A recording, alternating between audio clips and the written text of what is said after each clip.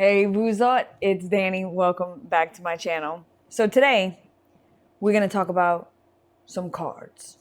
So I got a whole bunch of happy mail.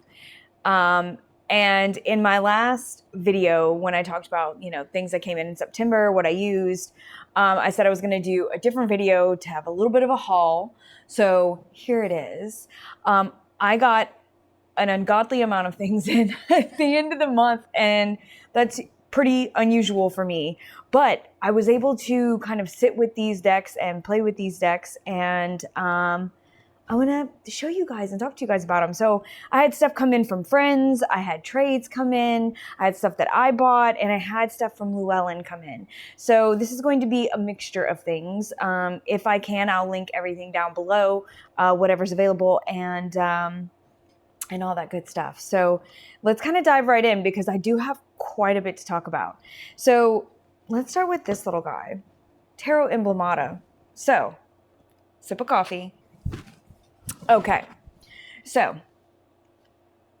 this is the first edition indie deck. Like, words. We're not off to a good start when it comes to words. All right, anyway, this is by Chromata. This one was published by Urania Press. So there is a mass market version out, which if you have this mass market version, I would like to know what you think. Because this one does have quite a bit of, because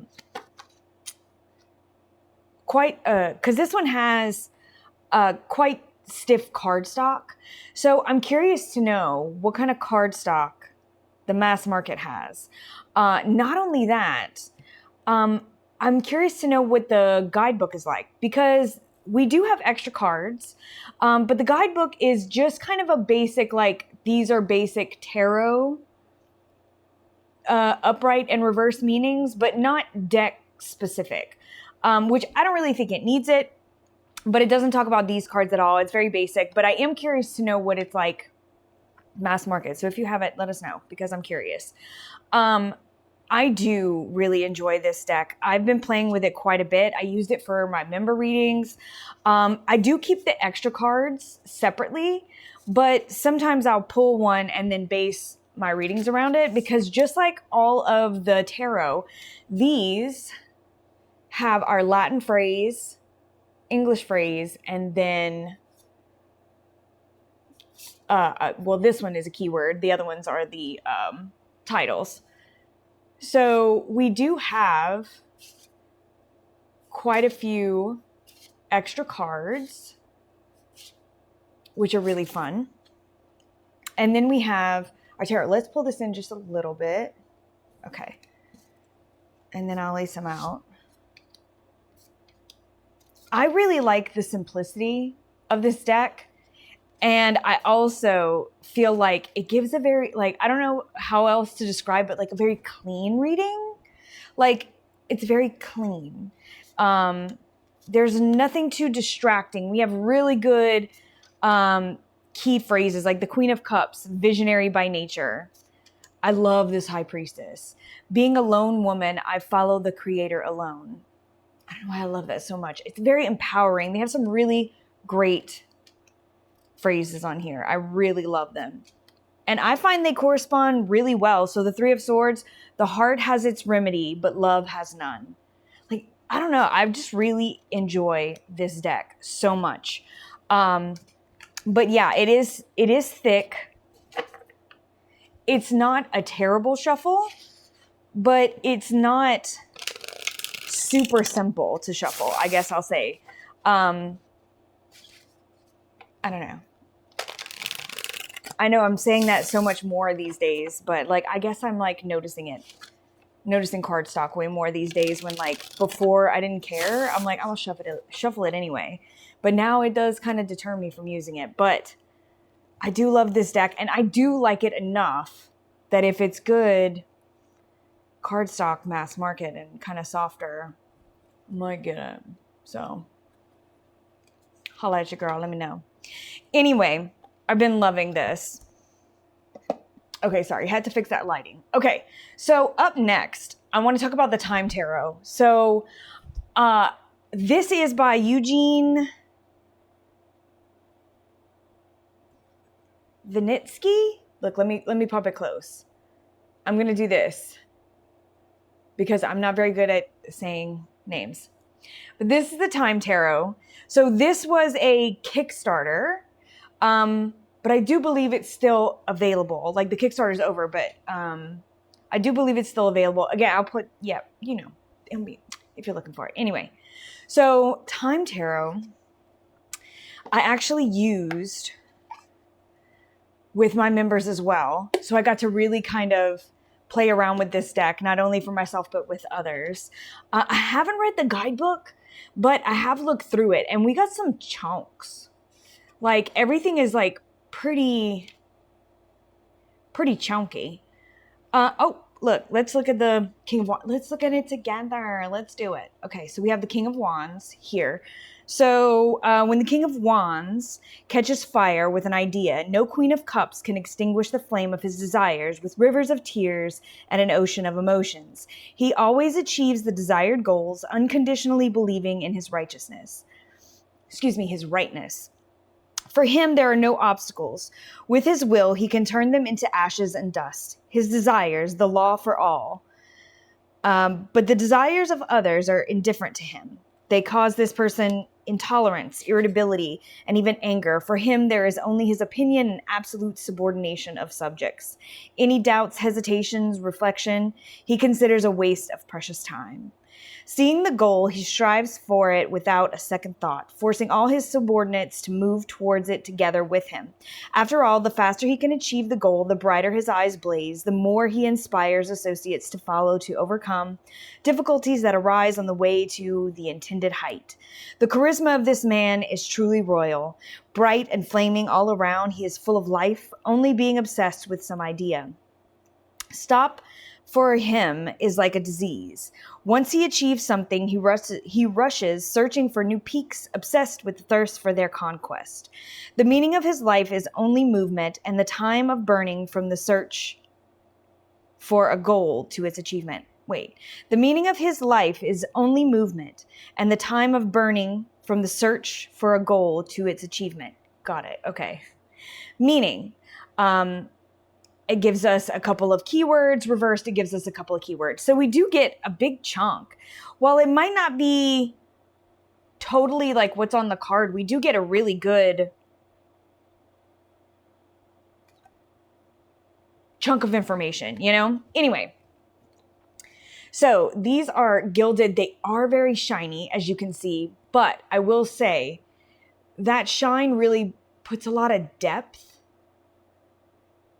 especially in person. I know it's always hard to see on camera, but like in person, the fact that it's got a sheen to it really deepens the colors, even though it is a little hard to see. Let's see if we can come in just a little bit more. There we go. But as you can see with this one, we have the wands, have the pendulums that are all up in the corner. Our coins have like the watch faces. Everything has time kind of woven in, which is really cool, especially in a reading. In the cups, we have hourglasses. In the swords, we have the hands of the clock. But it does add an extra layer, and I've really enjoyed using this. It's kind of like a, I guess like a digital collage, you would say, because we have a bunch of different aspects that kind of converge in here. But we do have, look at that, a really, really cool concept. I just really enjoy the art too. So I really like this one. Cardstock, pretty good. Not too shabby. We got gold gilding along the sides. Actually, shuffles pretty well. I found it was a little stiff at first, but it's definitely loosening up as I use it. I feel like it's way easier to shuffle now than it was. So I think that's a good sign when it comes to this kind of cardstock, because it is thicker. You know what I mean? So yeah, Time Tarot. Look at that Empress. Just so cool. So cool. I had never seen this before. This was one that was traded with me, and this is just, it's just so cool. Up next, I want to talk about this tarot. I know I'm going to keep it close. This is just a big Llewellyn box. This is the Verdance Tarot by Stephanie. Please forgive me. I'm going to try to pronounce the last name. Is it Puiman Law? I hope that's right. If it's not, correct me. The foreword in the book by Binabel Wynn. So this deck spoiled me with this guidebook.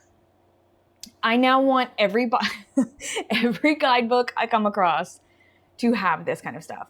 So as you can see, this is a really cool box. It kind of like, you know, it's the basic Llewellyn box that kind of opens up. We have the big, chunky guidebook. Look at this. Look at this. Art, very similar. It's that pastel vibe that I feel like most of Stephanie's decks kind of hold. You can really see her in this. And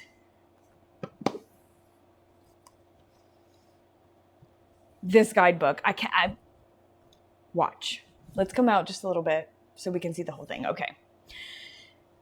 Are you ready? I don't know if you're ready. So not only do we get really great, beautiful pictures, keywords, kind of key phrases for each card, and what's on the card, talks about the animal, because this is essentially an animal deck. So start there. This is essentially an animal deck. But the coolest thing is this right here. What is this? What is this? This is all the symbols. This is a full symbol key. You want to know where there are acorns that correspond with new growth and wealth? Oh, the Fool, the Emperor, the World, the Two of Wands, the Four of Wands, the Five of Wands. How cool is that? I'm nosy as hell, right? If you put something, I want to know what you have hidden on these cards, or what you don't have hidden, but what you found the meaning in, and why you put this here. This was delightful as hell. I love this addition to this guidebook so much. I was so excited about this because I did use it a lot. I'm not super awesome with certain animals, and this, speaking of, okay, great guidebook. Let's look at this. Speaking of, I had this whole thing with one of my friends talking about animals and how different it is for different regions. Like when you're talking about bears, for instance, we were talking about bears, and how like for some people, bears are terrifying, they're aggressive, you know, depending upon what kind of bears you have. But somebody else might see bear energy as very kind of sweet and protective.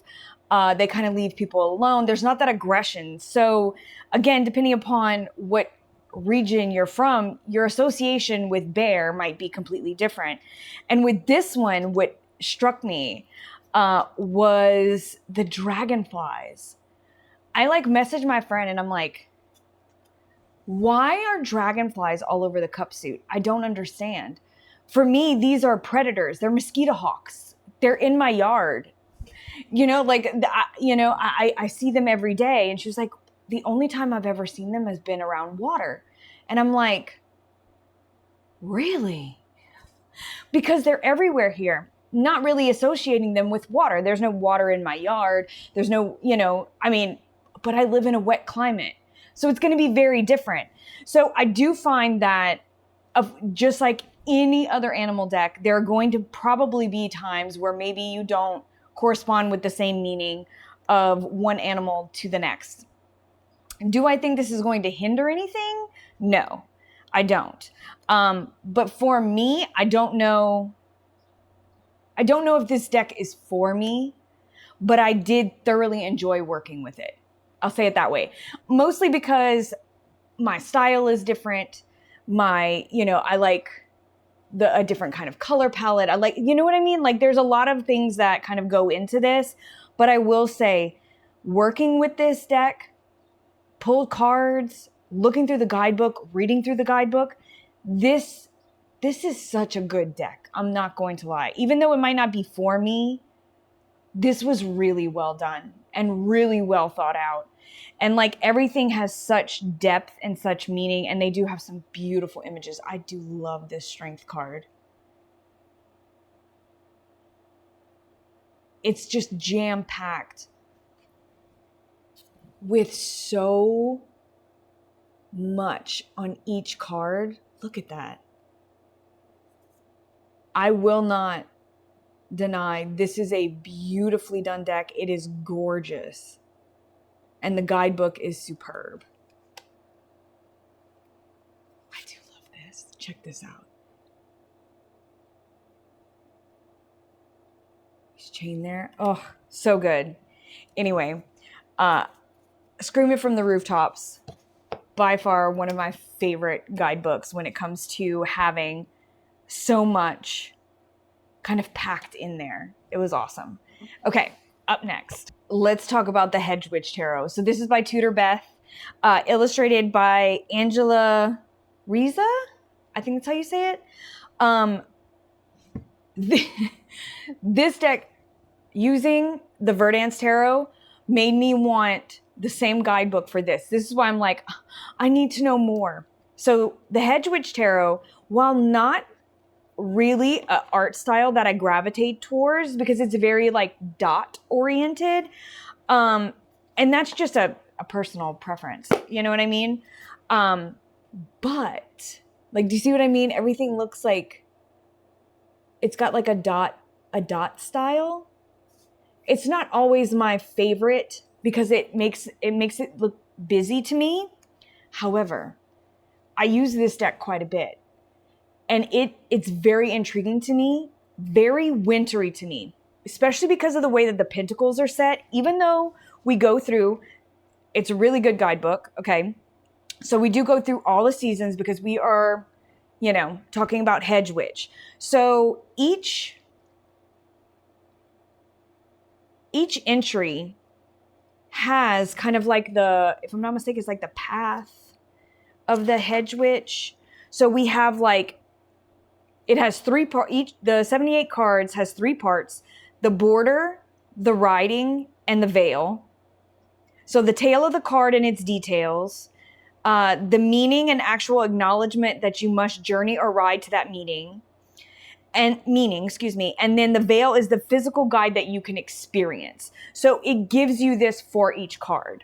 However, look at how specific everything looks. Like that animal looks so specific. We have a particular type of owl, these specific plants, like everything seems so intentional. However, when we have a scene like this in the guidebook, we're mostly, I'm not going to say all, sometimes we do know what plant it is, but we don't get a whole lot of meaning in it. And sometimes it's just giving us woodland creatures. There is nothing wrong with that. But after reading something with symbols spread out like they are and seeing how specific this is, I want to know so bad. Like I want to know so bad. It seems so intentional, and I feel like I'm missing that aspect. That's not a bad thing, but it makes me want more. You know what I'm saying? It makes me want so much more.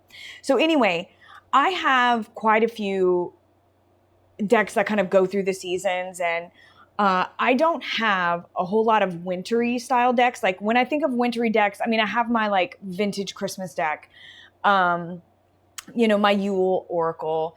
And if I had to pick one more for like a winter vibe, a lot of times I use the Dreaming Way.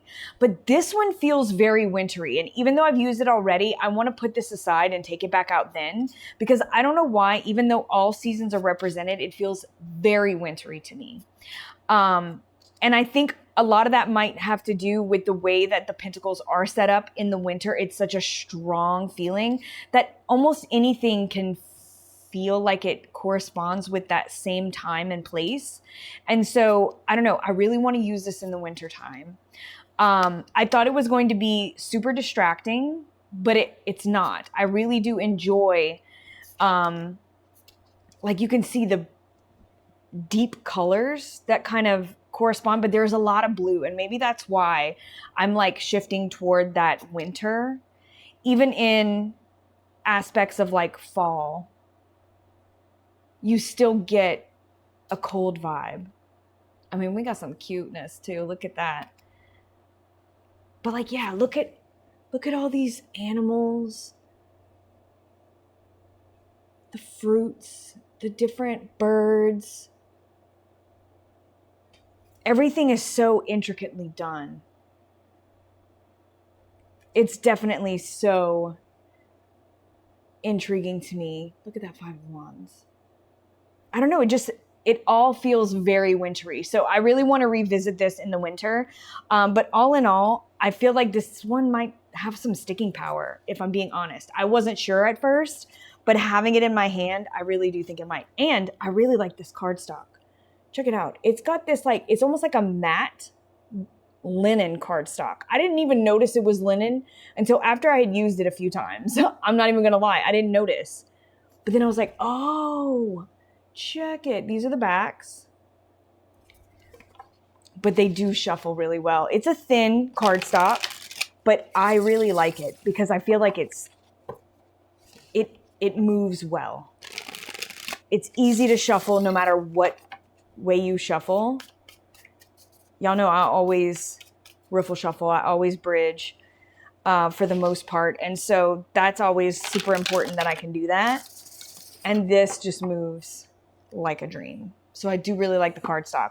So while I use this one, I do want to revisit this in the wintertime because I feel like, I don't know, I feel like it really fits in that energy. So we have that one. Oh, and then the Leeno Tarot.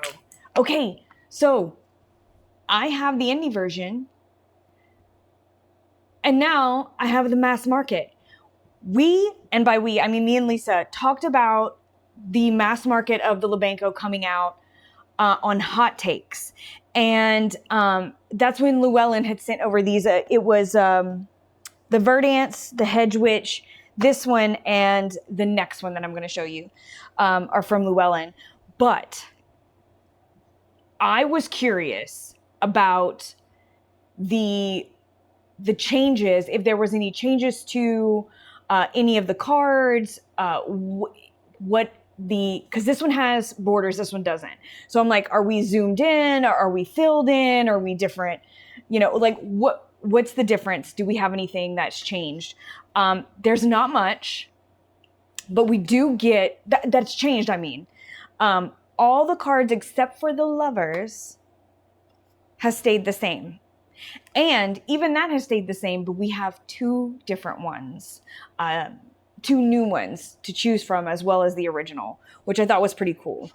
Some people had some issue with the original. I think I love it personally, and I think I'm going to keep that in the deck as this one, but they're all absolutely beautiful. No other cards has changed, but you can see we have a different color on the back, but it is the same back. And these are a little bit smaller. This is just like regular cardstock. But what's really great is we get a huge guidebook. So this one went through a little bit of it. These have definitely expanded. So we get a lot of what we had, or it was rewritten, but still kind of keeps a lot of the same things, but definitely adds way more to the cards, which is awesome. Love it. Okay, so let me see. I had these in order, and then I started messing with them again. So I don't know. Let me see if I can show you. So as you can see, there's a slight color shift. Unless you have them side by side, you're not going to notice that. If I'm being honest, you really won't. But as you can see, it's like slightly, like we get a little bit of an expanded view, but it's mostly just kind of zeroing in on where we were. So we're not losing anything. Do you see? If anything, we're kind of gaining at the bottom because now we just have this title instead of the full border. So I have the other one. Yeah. Ah, yes. See, I don't know if you can tell the slight color shift. This one's kind of easier to see, maybe. It's very, very light. It's very subtle. Yeah. So anyway, otherwise, no other changes, but let me show you the Lovers. Okay, I'm going to do this for a second because I don't think YouTube is going to like very much if I keep it on there. We have our original Lovers, but now we also have this Lovers and this Lovers. So those are our new cards that were added. So you can kind of mix and match and do whatever you'd like as far as the Lovers go. I personally really like the Lovers because of the Devil. So is she an order? Yes. Because we have this same sort of image kind of recreated here in a way.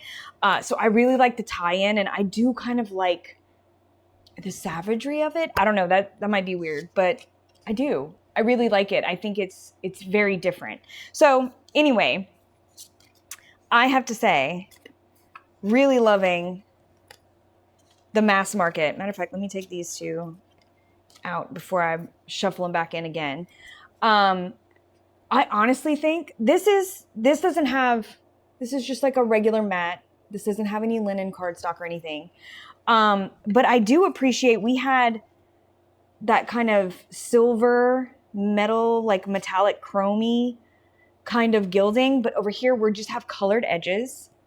Now, I've used it a bit, you know, colored edges sometimes don't stay, but it is just black. So like if I want to touch it up, I can. But I love the shuffle. This is just basic cardstock, but I'm here for it. And because of the new guidebook, I think I am going to probably stick my indie version on my shelf and kind of like leave it there and use my mass market only because of that shuffle. I'm really digging it. Really digging it. Oh, and did you see, I saw somebody talking about these the other day. Look, this is the artist card, which is really cool. But did you see these? I was like, what is this? I didn't know what it was. Yo, it's a little card holder. How cool is that? I had seen some people talking about it, but I didn't like I saw it. You know what I mean? It was like on, I don't know, Charts or Reels or whatever. So I wasn't really paying attention to it. And I was like, is it just like a card? Like, what is it? No, it's a little holder. I'm like, oh, that's cute. And then I wonder if I can like glue stuff on it and like make it kind of like funky cool. That might be a side project. That might be a side project. This last one I got from Llewellyn is probably my favorite. I'm not even gonna lie. This is like my vibe in a nutshell right now. It's surreal. It's kind of dark and gothic, and I love it. Okay, so this is Grim Tales Tarot by Fiona Edgewood. This is not out yet. I will say this, do your research. I don't know if this is AI because Fiona is an artist and it says she's an artist and a mystic, but she is spoken of as the author of the book. So I cannot speak for the images because it doesn't say, I haven't found it. So if you guys want to double check on that, I'm going to be honest.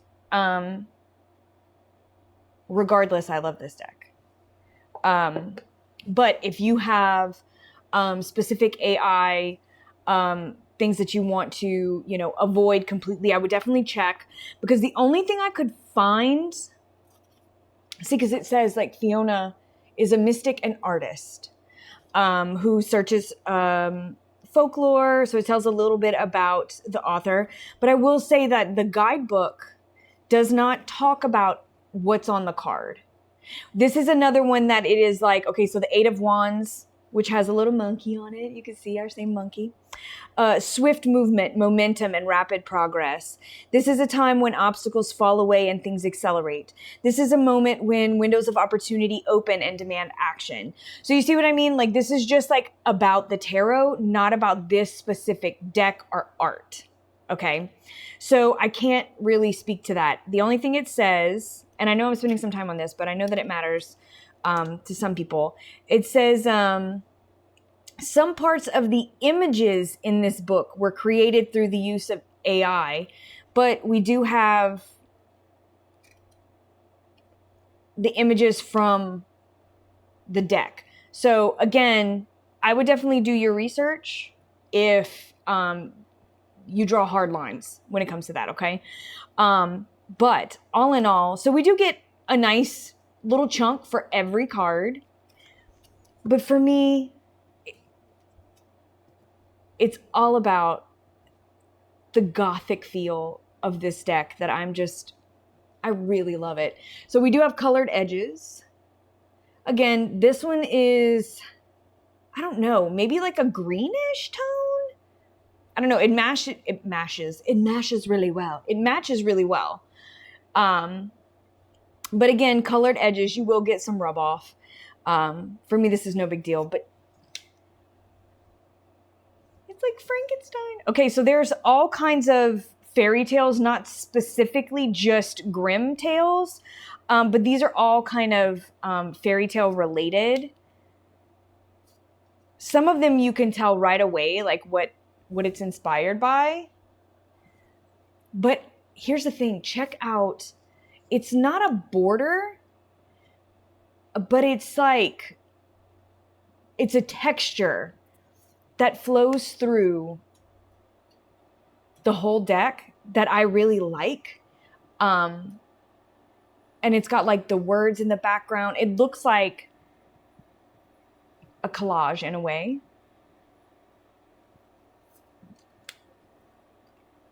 But the images, this is a matte cardstock. You can see.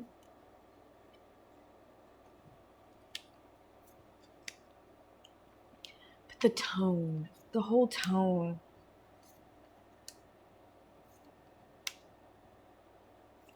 It creates such an interesting world. Look at our fox.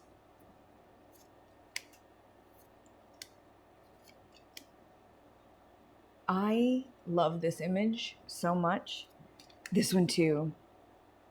The eye. But I will show you, like we do have like the Ouija board, we have little witches, we have like Alice, Snow White vibes. We have our high priestess, we have our little unicorn. We do have another reference to like Frankenstein. I love this. Oh, I was trying to, there's our lovers. We have Medusa. We do have a little bit of like Jasmine Beckett Smith vibes, maybe a little Nicoletta Ciccole scooped up in there. Also, is it Caitlin? The one that produced the Mystical Moments. Is it Caitlin? Something like that. It's like I kind of feel those vibes like kind of all smushing together to create something like this. That's kind of the feel, I would say, that goes with it. But we have Pinocchio.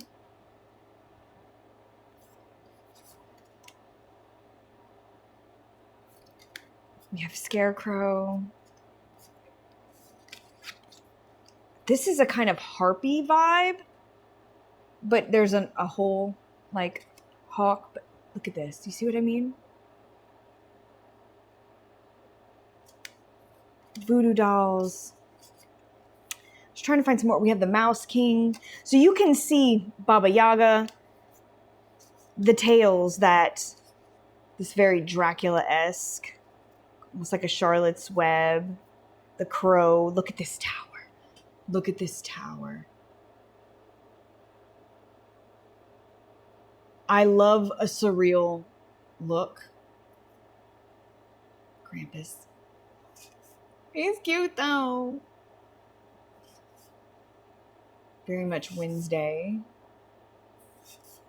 This is a beautiful deck. I am using it more and more. Of course, as Samhain approaches, it really holds that gothic vibe.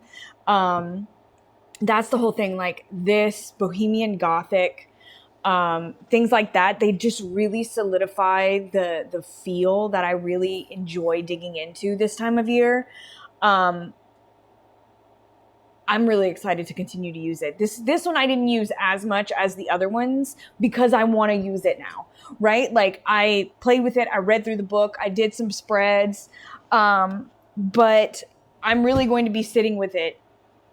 Matter of fact, it's almost mid-month of October right now. So I will be using it a lot more at the end of this month, because this is kind of where energy I want to be steeped in. Okay. Last ones. Let's continue. This is another one I'm pretty sure is AI. This was an impulse buy. It was a good price. It doesn't appear in any way, shape, or form from what I've looked up that it is any kind of counterfeit, but it was a decent price. But there is no illustrator. There's no guidebook. I'm 99% sure this is all AI.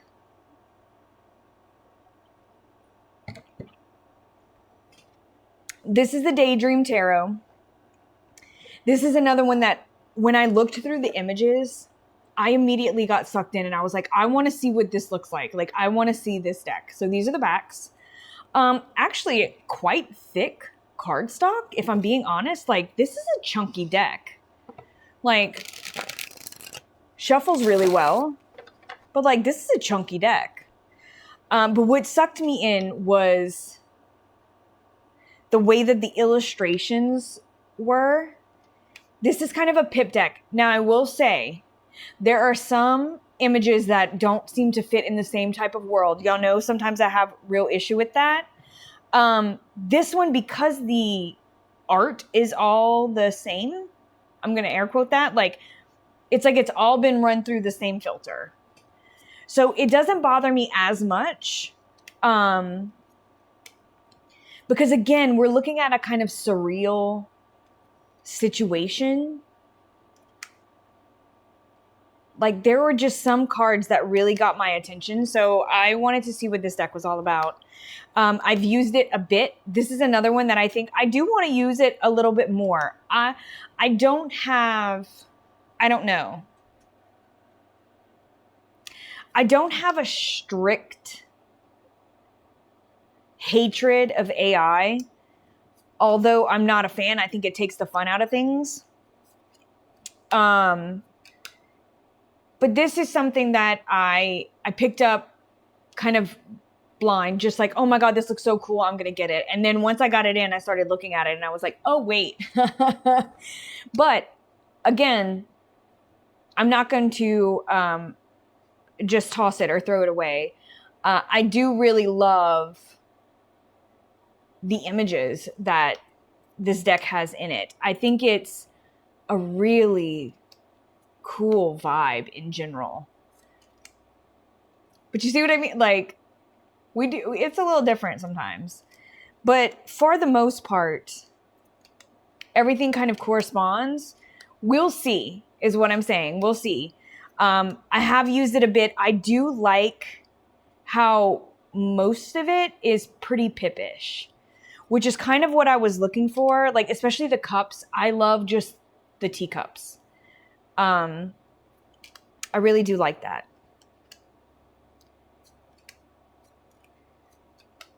It's pretty expressive. And because there's no guidebook, there's no nothing, I feel a little free with the way that I use this in a way.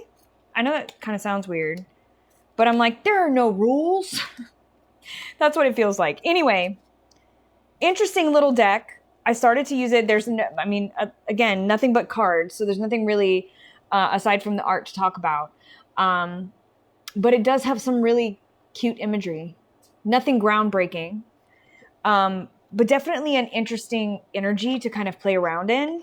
This is one that I'm definitely going to use a bit more and kind of see.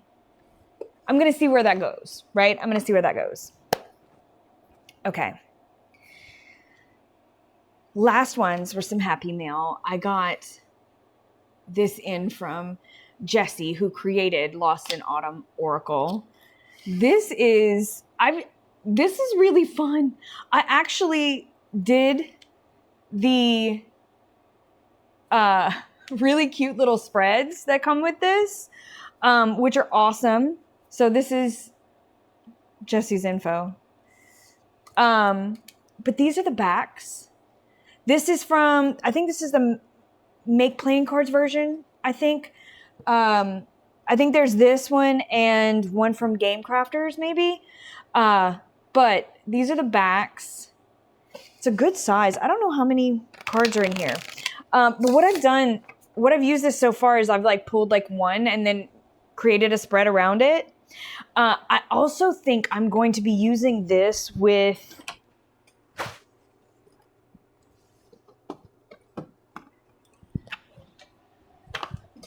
the Happy Halloween Tarot. I just feel like they will sit well together. So this is just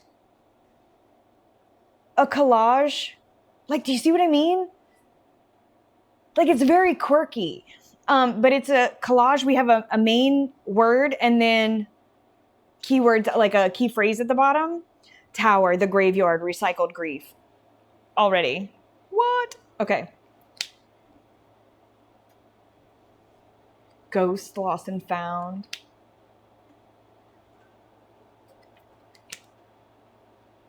Isn't that cute? I love the hardy roots. Like, we do have some really cool key phrases down here. Like hope in a flicker. That's interesting. Oh, right here with the 5 of Swords. Wow. So I've used it in like a full reading. Like I said, I've done some of the little spreads in here. I don't know if I would solely use it for that though. It was really cool doing that one. I'm not going to lie. It really read me to filth. Legitimately. But I will say, I think I'm more likely to use this as one of those like anchor points, like pull a card and then put my reading around it. Unapologetic worthiness. Do you see what I mean? Like that's what I'm talking about.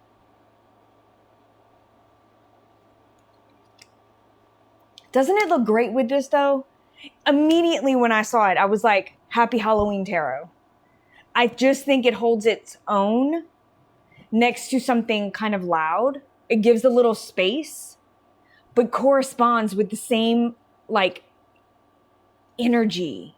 Like it's quirky and it's fun and it's like, I don't know. I just found they fit together really well. So that's how I'm planning on utilizing this one because this is going to be in my rotation. Like I said, I'm at mid-month, so I'm going into my time of like Samhain and like Gothic and Halloween-y era right now. So like these are going to join the ranks with my zombie tarot and things like that. That's what I'm busting out right now. So more on that, but that's kind of how I'm thinking of using it. Let me get this card before I forget it.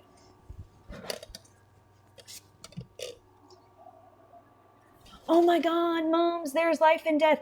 I have to show you this because I am a mum hoarder. I love mums so much. And it's so true. There is life in death. Listen, don't throw mums away. Oh, they're dead. Everything is gone. It's just a brown stick. Nuh-uh. Cut it back. Put some water on it. It will come back up. I love mums. That's my little plant heart, just being incredibly happy at that card. I love mums. Move on. Okay, I'm going to show you my last one. I saved the best for last. This is the one I've had for the least amount of time. So I was going to hold out on this one. But the impact that it made on me, I can't wait. I have to talk about it. The Grief Journey Oracle. You guys.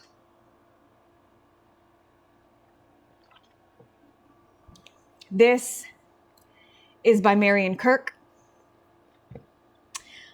Illustrated by Terry Cottrell. I had the absolute pleasure of meeting Marion in Florida at the beginning of the year for the StarCon. When I tell you I sob cried when I pulled some cards from this deck and I read the guidebook. I did some of the spreads that's within it, and I don't even know what to say. You can tell that this was done from the heart with such care. Like I'm about to get verklempt. Like with such care. Everything kind of touches grief, obviously. Look at this. We have some beautiful colored edges. The backs. Okay. The images are absolutely beautiful. Very much cloud realm vibes, okay? But the beauty lies in the way that each one touches on the feelings of grief. And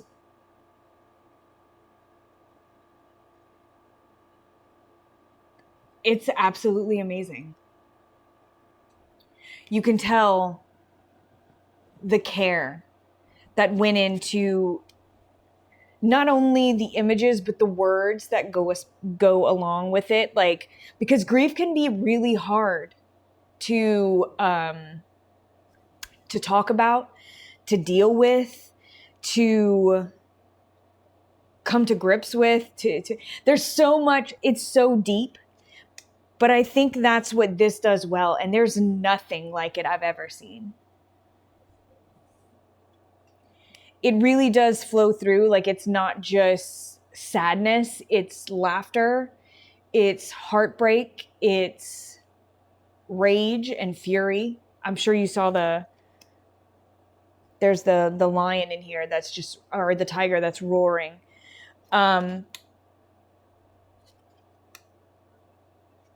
I don't know how else to describe it aside from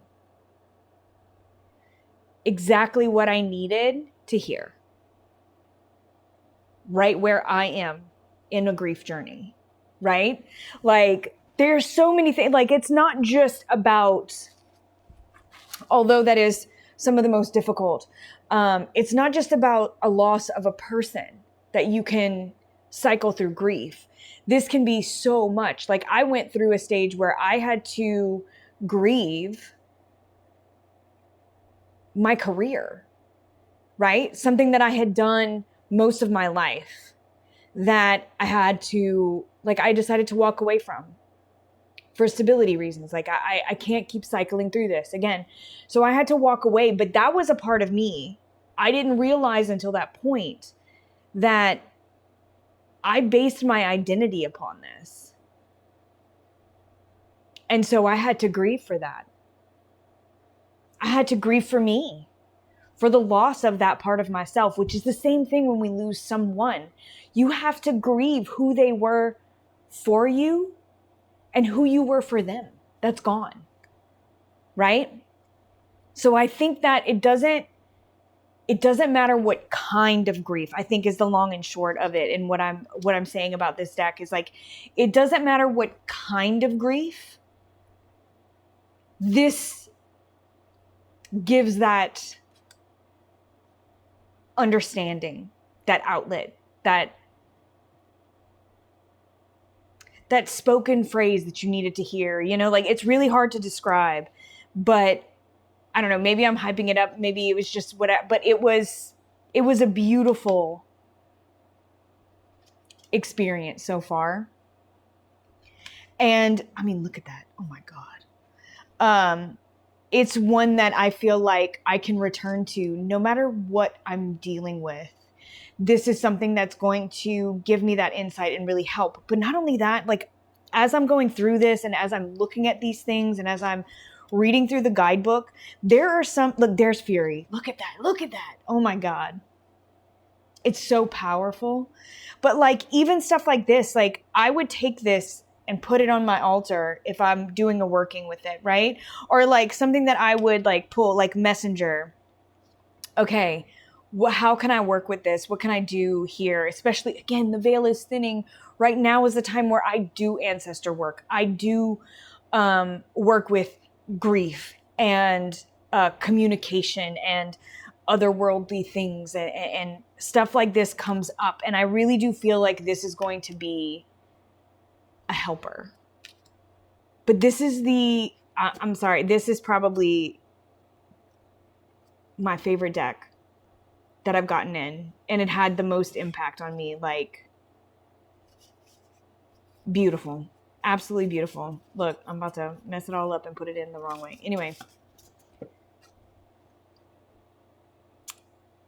The Grief Journey Oracle. Absolutely amazing, you guys. So amazing. Anyway, thank you for hanging out with me. I told you I couldn't shut up about this. There's no way I could have fit all this in my in my other video because we're almost at an hour already. So hopefully I can get some of that out. But regardless, thank you guys for watching. We will be back very soon, and I'm sending you all my love. Mwah. Later, Gators.